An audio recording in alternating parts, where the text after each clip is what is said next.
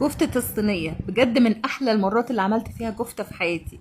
ولو انتم من الناس اللي بتشتكي ان الكفتة بتنشف منها، الطريقة دي حلوة ليكم جدا. صلوا على النبي واعملوا لايك ومتابعة وتعليق حلو منكم. جبت نص كيلو لحمة، حطيت عليه بصلتين ومع فلفلتين مضروبين كويس في الكبة، كيس من بهارات الكفتة او خلطة الكفتة اللي بتزود الكمية، طماطميتين مبشورين، البهارات المتوفرة في البيت حطوها. كمان حطيت معلقتين من العسل الاسود وشوية من الخضرة، نص حزمة كده متقطعة يعني ناعم.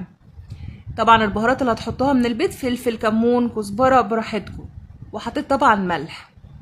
هفردها بقى في الصينيه بعد ما دهنت الصينيه كده بمعلقتين زيت، وهدخلها الفرن. هبص هسويها كده وهعمل لها بس تقطيعه بسيطه كده، يعني علشان لما اجي اطلعها من الفرن او اعملها سندوتشات تبقى باينه، يعني متحدده ومتقطعه تقطيعه خفيفه كده. هحطها بقى في الفرن، يا دوب بس تتشمع من تحت كده وتنزل ميتها وتشربها تاني. وبعدين هولع لها الشوايه تاخد وش كده من فوق. وطبعا حطيت لها حته زبده، تقدروا تحطوا سمنه او اي زيت او اي ماده دهنيه اللي تحبوه. ما بتاخدش دقايق. حطيت لها طبعا فرشه كده بصل وسماق وخضره، وطلعت عليها الكفته. وطبعا عملت معاها صوص الطحينه الخطير ده، ان شاء الله هنزله لكم لوحده، والرز نزل في فيديو لوحده. بالف هنا وشفا. متنسوش اللايك والمتابعه وتعليق حلو منكم. صلوا على النبي كتير. مع السلامه.